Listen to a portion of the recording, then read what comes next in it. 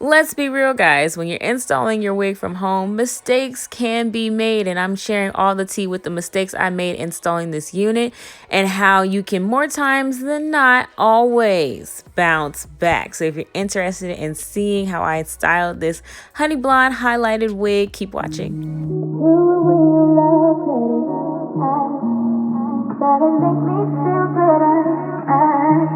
Okay, so starting out, I'm taking my spray bottle and spraying my edges because I had some like old edge control on it from the day before. So I just wanted to, refresh that and then add some more edge control into my hair to slick it back again, because for my install, I don't want any of my actual hairs too much in the way, like as much as I can possibly get it out the way. Now, I'm gonna let y'all know right now, this is a whole story about how to make mistakes installing your wig and bounce back from them anyway. So if you're interested in seeing how to bounce back from mistakes, keep watching this video because I'm gonna show y'all. When it comes to laying this foundation down, I am doing a bald cap. And I want my hair to lay super flat. A good flat foundation is very important for laying your wigs properly. I have a bob, so I don't braid my hair anymore. Like, I just slick it back and call it a day. So now I'm doing the bald cap, and this cap is like the perfect kind of cap you want. It's pretty neutral. It's very like thin when you stretch it out. The only thing was this was kind of big, so I ended up pulling it all the way down on my face. Like, I look like I'm about to rob somebody. Now, you don't have to pull your cap that far away from you to cut the holes for your eyes if you want to. I did it that way because I didn't want to scare y'all by looking like I was like cutting my eyes out or something. That wouldn't look good. It's not that this looks good at the moment. You see what we go through to do our hair? Like, this is a lot. Now, I love watching Slayed by Jordan. He's one of my favorite YouTubers to watch install on here. And one of the tips that I picked up watching his video was follow your hairline or follow your client's hairline when you're spraying the cap with got to be glued. I used to just kind of spray over the hairline, just, however which way. But this is a lot more controlled and a lot easier when you're cutting off your cap because it's not dripping every which way. You probably peeped, I changed my cap, and that was because you see how I got that run on the side right now? Yeah, well, I had a run in the front the first go around, and that just wasn't going to work for a seamless bald cap, so I switched out caps and did it again. Only thing is this cap, you guys, was a little too thick. Like, I should have spread this one, like stretched it out a little bit thinner, but that's neither here nor there now, but it was just a tad too thick. So anyways, moving on, after I've dried the cap, I'm just going to cut it off, and I'm trying to follow my hairline as closely as possible. Now, we're about to get to the part where I start making a few mistakes, but it all works out at the end, so don't worry. But I'm going to show y'all how I got from point A to point B. I like to cut my bald caps as close to my hairline as I can possibly get it, because you guys know I don't have a whole lot of forehead space. So I like to wear my wigs pretty close to my actual hairline, which means I can't have too much bald cap out because I don't have enough room to pull it forward. So I'm trying to get as close as I possibly can.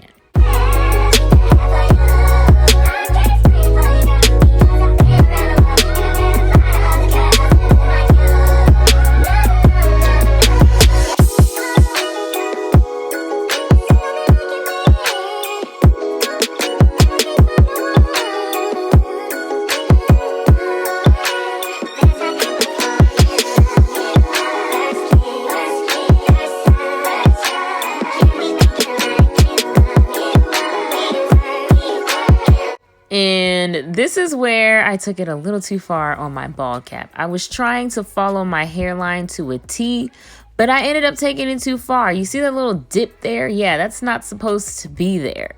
And as a result, too much of my wig cap started to unravel, and you see me trying to hold it down, put it back together, make sure I don't have to redo this whole bald cap all over again because we've come too far to turn back now.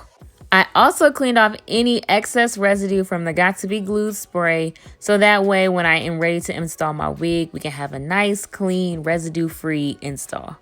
And don't think I don't see it. The side is still coming up. Yes, it is, but we're working on it. I took a little bit of my Got To Be Glued in the yellow tube, and I put that down to help me like paste it, or essentially glue it back to my forehead a little bit. Like, that had a better hold, and it's not wet. The Got To Be Glued spray is wet, so that's just gonna make it unravel more. But this got to be glued in the tube, like the pasty consistency. Doing that in the blow dryer definitely helped me hold it down. So after my little patchwork job over there, I went ahead and tinted my cap. I should have used my face color foundation instead of trying to use my setting powder, which is a little bit lighter than me, because you see how it's kind of giving me a halo on my, like the front of my bald cap. Yeah, that's not what we want. But yet and still, we will work it out. These are the real trials and tribulations that happen when you are doing your own at-home wig install.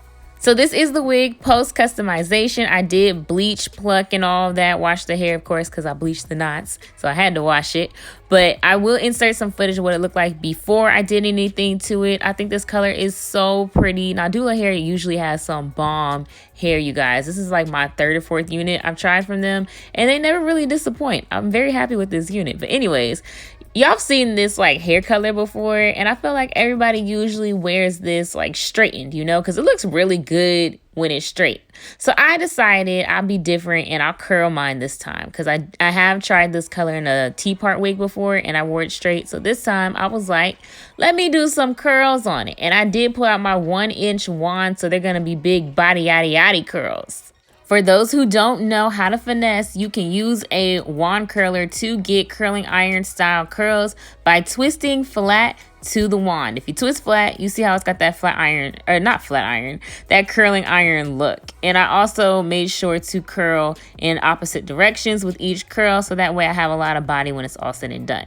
So now I'm sizing up this wig. I needed to see how it was going to sit with that bald cap. I went through with my Bare Minerals foundation to help me kind of tint it a little bit better and make it more bald as we can possibly get it.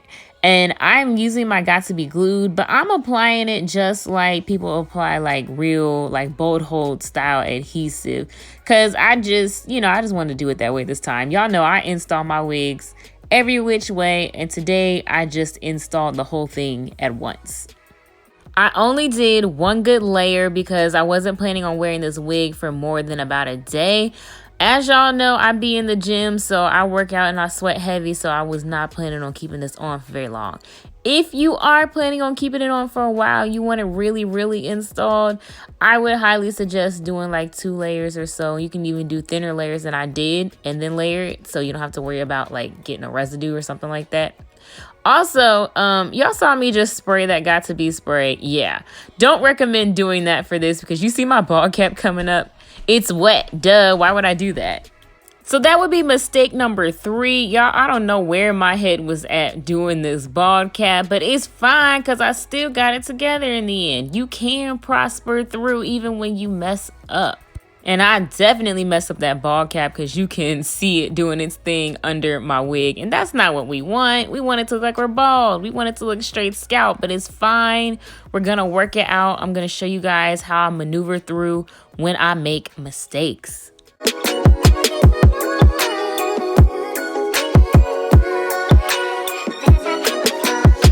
I also don't recommend picking up your wig and relaying it down this many times once you've already got your glue choice on your forehead. Because listen, I was playing a dangerous game as far as residue goes, but luckily it didn't come to that. But yeah, I did want to note that, because I do not recommend that y'all pick up your wig and do what I did that many times, because it can easily go left.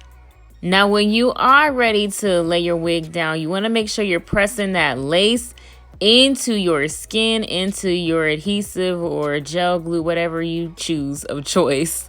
Make sure you're marrying that lace into your skin, because we want this to be flawless, which is why I love an elastic band.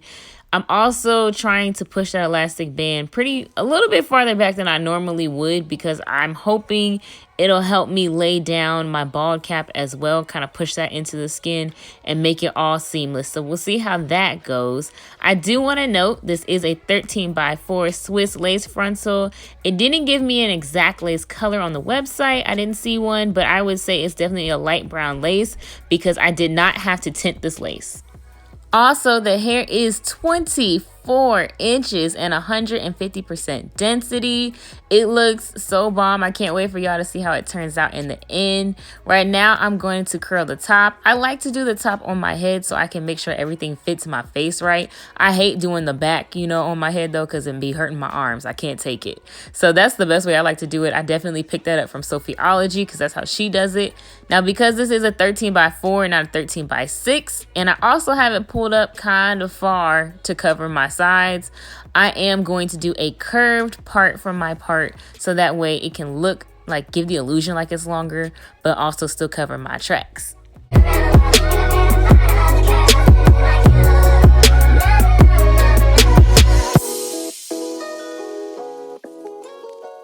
Next, I pulled out my handy dandy wax stick, and that is so we can get this install laying nice and flat. I love using the wax stick to help me get any like humps or bumps or anything out the hair. Follow that up with using your hot comb to set everything in the top in place and get it nice and flat, and also help you tame it to go in the direction that you would like it to go.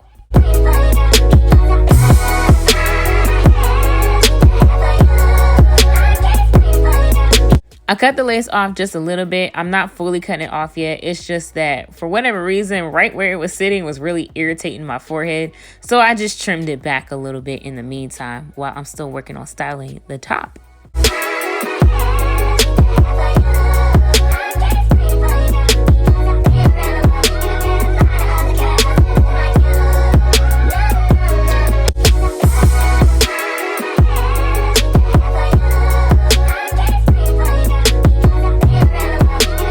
Now that I'm ready to curl the top, I'm going through with my detangling brush. It's actually a wet brush, but I like using it on my silkier hair. It takes really well. And that is what I used to detangle before I curled because, you know, the hair was going every which way before we started recurling again. So I wanted to make sure it was nice and sleek and smooth before I started curling again. As you know, I've said it in videos, but if you're new, if you didn't know, now you know, we curl away from the face once you get around your face framing curls. Away from the face, not towards the face, away from the face, so it'll frame you right.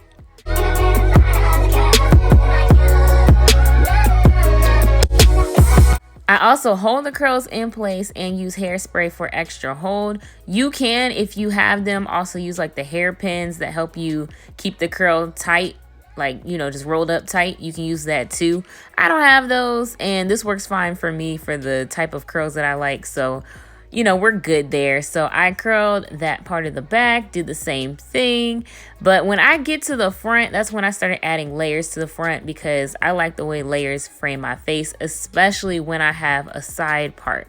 So I only added layers right to that side part in the front. I didn't really add it much elsewhere. And then when I got to that front piece to curl, you'll see how it lays so nicely.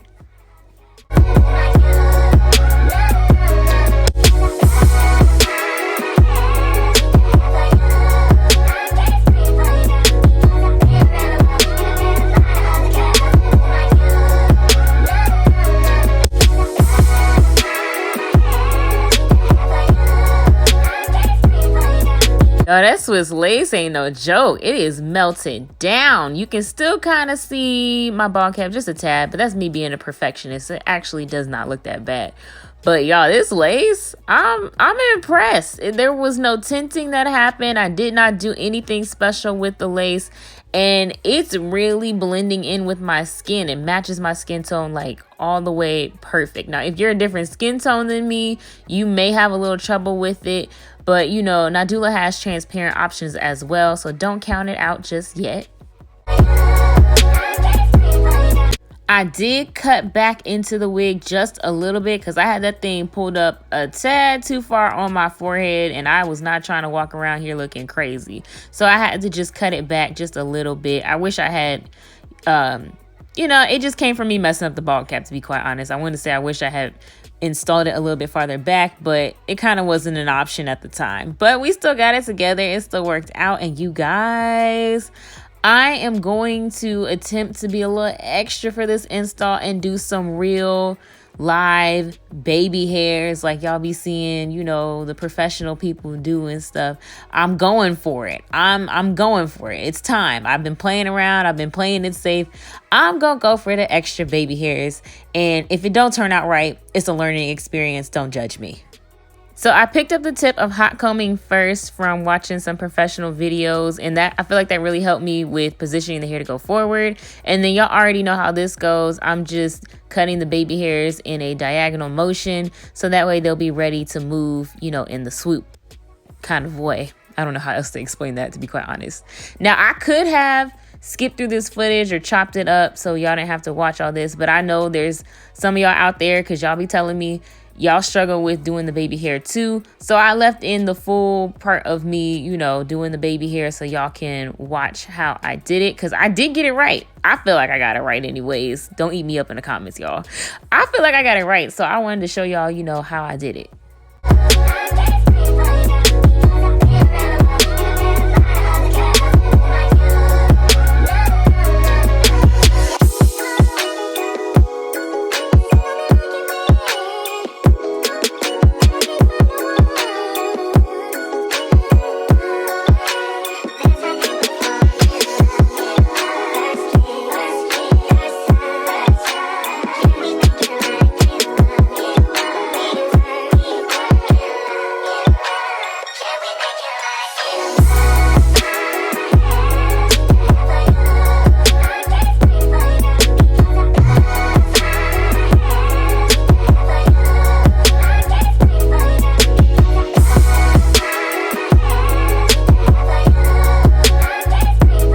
I'm just jumping in here real quick to tell y'all this is edge control that I'm following up to my setting foam that I was using to lay it originally. I like using edge control as a follow-up once I kind of got it in place to hold it together. It's a nice hold, but you can still maneuver the hairs around, unlike, you know, using Got2b or something, because that could leave you with the residue or make it too hard too fast. Anyways, so you see what I got going on here. I'm pushing the hair back with the hot comb so it'll go behind my ear like I wanted to. And I also, instead of adding baby hair by my ear, I just curled that little piece, give it like a little curly cue over there. And then I am just finger detangling and brushing through my curls to give it like that big togetherness kind of curl look. I don't know how else to explain it, but y'all see what I'm doing here. I'm really just loving this unit, you guys. It looks so pretty, so full. Minimal tangling and shedding outside of you having to do things to it or plucking it. Like, it's very, very minimal. The lace is laying really well. It turned out really good. You know, we had our setbacks, but it all came together, as you can see here. And plus, I'm really impressed at the fact that this unit is under $300 for the 24-inch length. Like, you can get this unit under $300. Like, that's so nice for, you know, the length that it is. So if you're interested in the unit, of course, details will be down in the description box below. Thank you guys for watching. Don't forget to like, comment, and subscribe. And I will see you guys in my next video. Bye. If you don't do the